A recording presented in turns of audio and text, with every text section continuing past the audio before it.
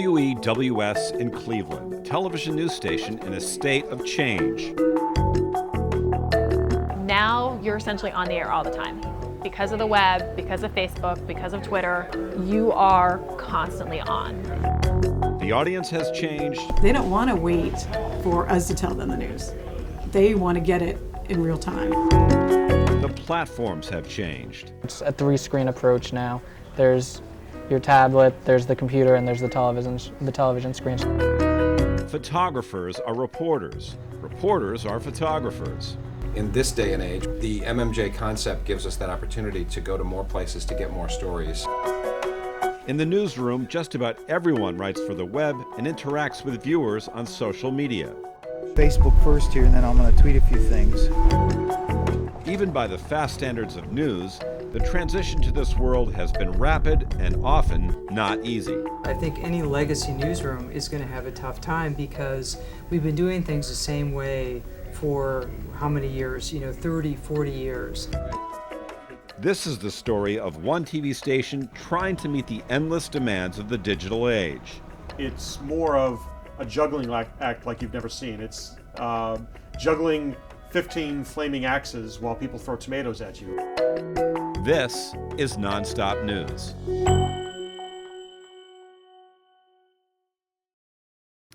Hello, I'm Keith Oppenheim, faculty at Grand Valley State University in Michigan, here in our campus television studio. It is not news that news has changed. In this digital era, instead of only getting information at appointed times, a morning paper, a scheduled newscast, we can get it any time, on a laptop, on a phone, on the go. But in this story, Nonstop News, I'm going to take a look at how changes in technologies and platforms are affecting journalists. With a grant I received from the Scripps Howard Foundation, I had the opportunity to spend 2 weeks at WEWS, News Channel 5, Cleveland's ABC affiliate. Acting as my own multimedia journalist, I got a first-hand look at how one newsroom is facing the challenge virtually all newsrooms face: how to keep pace with technology, how to connect with the audience, and how to survive in a transformed business.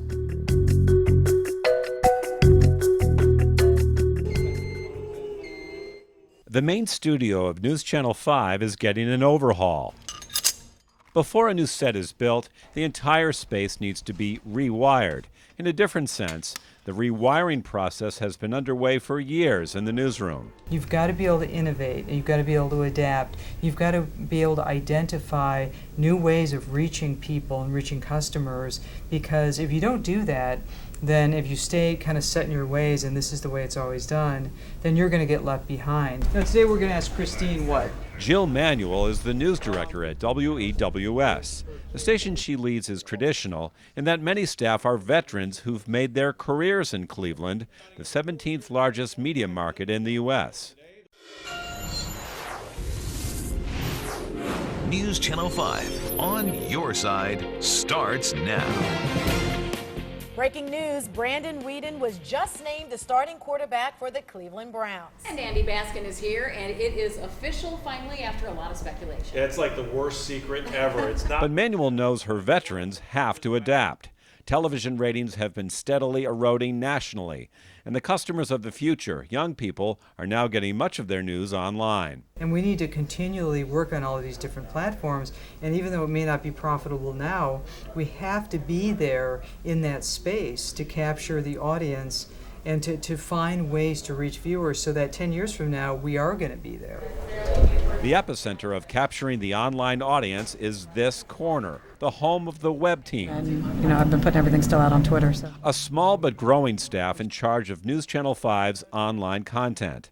That includes Newsnet 5, the station's website, as well as Facebook, Twitter, and all applications for mobile phones and tablets. It's my job to get the site ramped up on all of our different categories here for the noon hour, because the noon hour is our most heavily trafficked hour here on the website. Tina Kaufman is a web producer on the midday shift, prime time because so many users click in from work. To find out which stories are hot and which ones are not, Tina uses a subscription tracking service called Chartbeat. Chartbeat tells her exactly how many people are reading any story, helping her decide which ones get play and which ones go. These are all of the stories that people are looking at. So if these aren't in our top 7, our homepage showcase on our website, I need to go back, tweak it, rearrange them so that these are the things people are seeing. Developing news about the latest mass shooting in this country. At News Channel 5, it used to be TV came first, the web second. No more. Now stories almost always break online, and that's been a major switch in thinking. Initially, when we were in its infancy, I thought it was the exact opposite. If I give them too much information on the web and on Facebook and everywhere else, it gives them a reason to not watch television. Our research has shown otherwise. And that research says people engaged with News Channel 5 online are more likely to watch it on TV. That's why staff here are big on push alerts, stories from the website pushed out to mobile phones. Those have become a really good tool for us to use for the broadcast, because if you push out something that's important, somebody's going to get that and say, oh wow, I didn't realize there was a shooting on the east side. Let me go see what's going on. And instead of clicking through and seeing it here, they're going to go and turn on the television. It is a challenge, of course, to keep information current on all these platforms, and the web team can't do it alone. They need help from staff in the field. Working on a story about a great volunteer group helping local neighborhoods. Story at 6. Something, basic. Facebook messages, tweets, web stories, all tasks this reporter didn't used to have, now he does all day long. What I do is, as I'm going through my video content, I'm also posting and tweeting throughout the news day to try to build up some sort of crescendo to drive people to both our website and our newscast at 5 and 6 o'clock. The house is looking great. It's looking great. This is Joe Paganakis, a troubleshooter reporter for Channel 5's investigative unit and an 18-year veteran of the station. Lee Chris, Rebuilding Together Cleveland has organized some 400 volunteers. I caught up with him as he was covering a story about a group called Rebuilding Together, a Cleveland organization dedicated to fixing up neighborhoods. Oh, right there. Did you ever go in there? Paganakis does everything and loves to talk about it while he's doing it. There's a whole set of checks you have to make. First thing, level your sticks. Second thing, white balance. Third thing, make sure your focus is correct. Paganakis didn't begin as a multimedia journalist, or MMJ. He became one. Now, after what he says was a learning curve, he does the new job at full speed, largely because he doesn't have much time to waste. You want others to come out? Paganakis interviews, snaps phone pictures, sends out tweets, gets B-roll. In fact, ironic he's shooting folks up on ladders given what he'd just been through. I right now I've got 2 broken ribs. I fell off a ladder trying to get rid of a wasp's nest on Sunday. But that doesn't seem to slow him down at all. Joe Paganakis represents sort of an Energizer Bunny approach to journalism, one task right after another. Ultimately, he is a believer in the new way of doing things. A lot of people may say that quality could suffer. I only say in the short term, because any journalist that has abilities will be able to assimilate all these roles and still do an outstanding job in coverage where there will not be holes journalistically.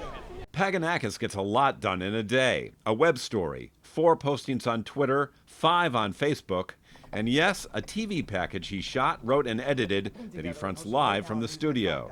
There you'll also find all you need to know on volunteering through News Channel 5's Building Better Neighborhoods initiative. I'm troubleshooter Joe Paganakis. But many days, reporters at Channel 5 face a time crunch, especially midday when the competing demands of the web and television collide. Deadlines are 5 minutes ago when it comes to the web, whereas in traditional broadcast sense, deadlines you have your newscasts, and you can always point to and push to those newscasts or push to the next newscast. But now with the web, the deadline already passed. One of the questions that I haven't even answered for myself yet is what happens when that reporter comes to me an hour before showtime and says, I can either do my web story right now or you'll get your story on time for TV. What's the right answer? The right answer is, well, the web story should have been done already. The audience seems to have an insatiable appetite for online content. But managers here say staff are still adjusting to the idea that social media and the web are crucial. The problem, though, is that, just getting people to the point where they understand really why they have to be using these products. Why do I have to use Facebook and Twitter in addition to the broadcast, and helping them work it into their day. That's been difficult. Now, not all reporters at News Channel 5 have gone through a big transition. I met one who began her career by doing it all.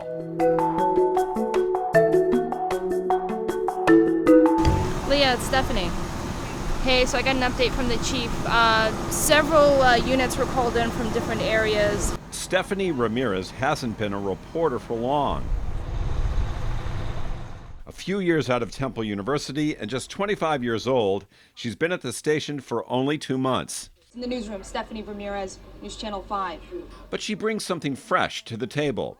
Ramirez was trained as an MMJ, and for her, tweeting, Facebooking, the web, and managing gear is what she knows. I used to play the drums, and you have to be able to hit different drums, play different beats and melodies with 2 hands and 2 feet. So I pride myself on being able to do different things. She is more than a multitasker. Ramirez is a natural reporter with a keen sense of when to push, when to pull back. I watch her on a story in Strongsville, Ohio, where a garage fire spread to a home. A fair amount of damage. 2 firefighters went to the hospital. Ramirez is good at making people feel comfortable and getting them to talk. And point to me over here what you saw exactly. I saw fire coming out of the garage. She also makes connections with the fire chief, who gives her access to the scene. But one thing doesn't go so well. She wants to interview the homeowner, the woman you see on the ground getting a hug.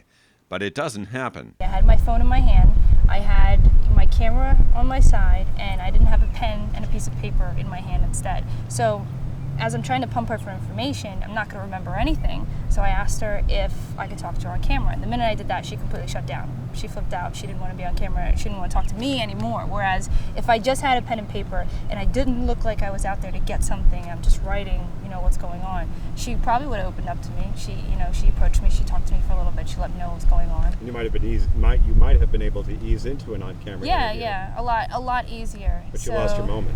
I did. The other trade-off is exactly what you just said there. If Stephanie doesn't have a camera in her hand or doesn't have to reach for the camera, she has a better opportunity to just talk with someone before the camera ever starts rolling. It is a trade-off. Unfortunately, it's one that we're willing to give up. The occasional incident like you described is going to be a byproduct of the MMJ world. Keep in mind, many stories at News Channel 5 are still covered with the traditional pairing of photographer and reporter.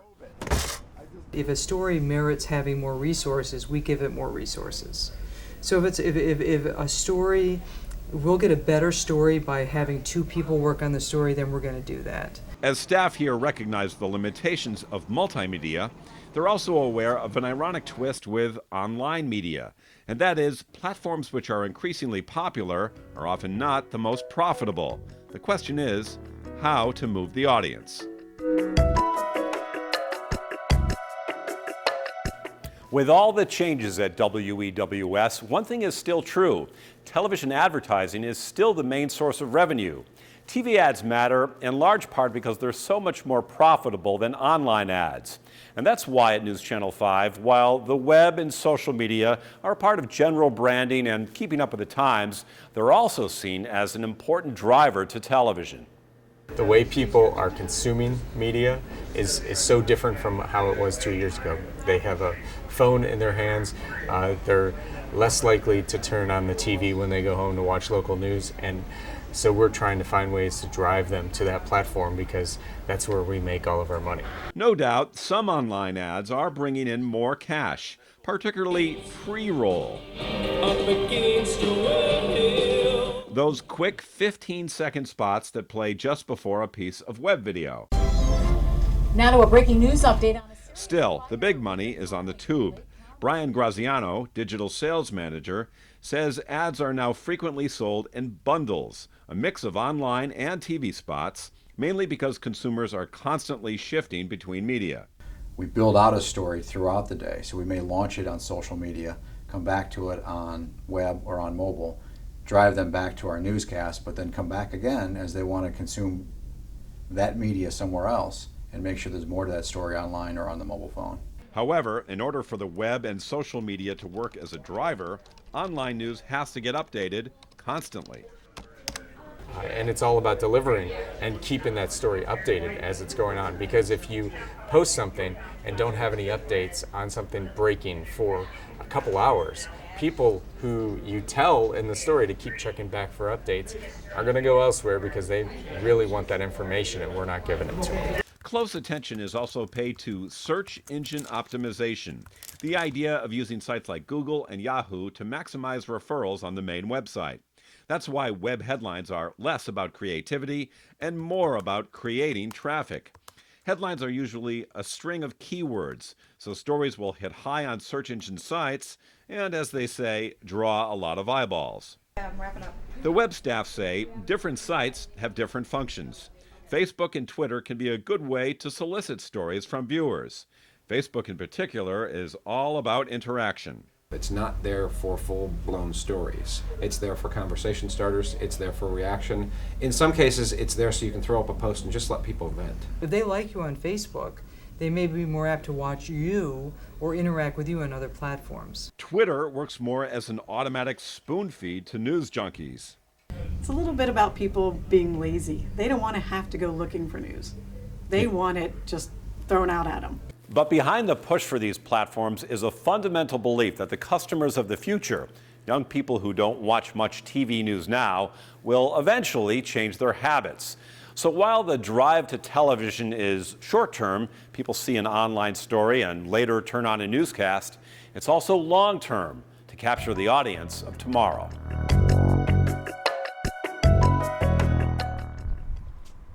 Bob Fenner is walking into a gun shop just outside Cleveland. So you guys set up your own camera and do it all? Fenner meets the shop owner and finds he has to explain his role has changed.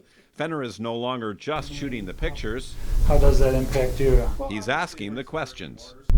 Bob Fenner is a photographer who became an MMJ. Like reporters who came at it from a different angle, he attended MMJ University, a training course where the station brought in experts to help shooters and reporters learn to do it all. The good part, Fenner says, he can operate on his own clock. What's hard about it? Everything else, pretty much. Just trying to wear many different hats and doing some new job responsibilities that I've never done before. Bob gets B-roll, writes, edits. We don't want them on the street no more than anyone else does. Mike Dawson, owner of 5 Star Firearms in Seven Hills. And gets his piece on the air on time. In Seven Hills, Bob Fenner, News Channel 5. In a word, Fenner is good. And he is often given one-man MMJ assignments because managers like his work. But he is also, if you will, an accidental MMJ. Someone who is doing all this mainly because it's required. And Fenner is first to say he has misgivings about his new role. I mean, I went into the business more interested in the technical aspect of it, and now I'm had to learn how to write and voice track scripts, and it's just not sure if I'll ever be comfortable at it, but it's just learning something new. Bob Fenner is not alone in his discomfort. The fair's open at this minute, and Shay Harris is at the fairgrounds in Berea with more. Lee Jordan is an anchor at News Channel 5 and has been at the station for 25 years. She now shoots and edits some of her stories. So I'm doing that, and I'm also on Facebook and Twitter. And I wasn't involved in any of that a few years ago. In other words, the journalistic changes at WEWS have affected everyone, redefining jobs from anchor to intern. I think it has been difficult initially, just as a very steep learning curve for everybody. Suddenly you feel a little incompetent in your job. And that's not necessarily very comfortable.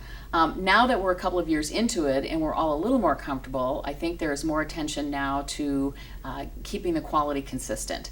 The notion that everyone has to do everything in the digital age of journalism does not feel temporary. In fact, at WEWS, many repeatedly told me this is the new reality. So whatever criticisms people may have about this new converged world, it's also recognized as something that's here to stay And many staff realize they need to become skilled at a mix of online and multimedia to be competitive. Of course, other stations in town are facing the exact same challenge. So one question is, if everyone is feeling like they're spread thin, will one of these stations simply burn out? And will there be enough audience to sustain the same number of news outlets? We have seen television ratings erode, and I think there's going to be a smaller piece of the pie. So what I think is going to happen, you're going to see fewer companies in every market that are creating content. So in this market, instead of 4 TV stations, and I think of them, we're all local content providers, there's going to be 2. While it may be hard to predict what's next, the bottom line appears to be this. In a business that was always intensely competitive, the job now is not only to beat the other guy, but to beat the other guy on multiple platforms at the same time. We're getting the police report from Independence Police. James Pollock is News Channel 5's managing editor and runs the assignment desk. His job is to put all the factors together, to assess the demands of online, to employ multimedia, and to put them into a sensible action plan every day. Sometimes it can be overwhelming where there's just so much going on. And I always go back to the fact of something that I learned a long time ago is how do you eat an elephant? One piece at a time. And it may be that big of a thing, but you really need to attack it one piece at a time. And yeah, it seems overwhelming, but if you focus on that one piece at that one time, you can handle those things.